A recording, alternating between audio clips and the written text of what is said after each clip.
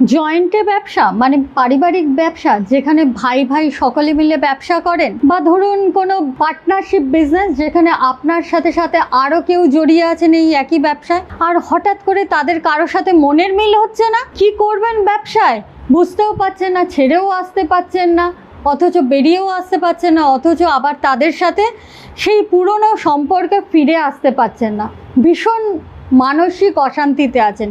আজই দূরে হয়ে যাবে আপনার এই সকল সমস্যা। কি করতে হবে? একটি ঘটিতে কিছুটা জল নেবেন, তার মধ্যে হলুদ মেশাবেন, কিছুটা আতপ চাল নেবেন, আর সেই জলটা অতি অবশ্যই গঙ্গা জল হতে হবে। সব একত্রিত করে নিয়ে গিয়ে চন্দন গাছের গোড়ায় সেটিকে ঢেলে দিয়ে আসবেন।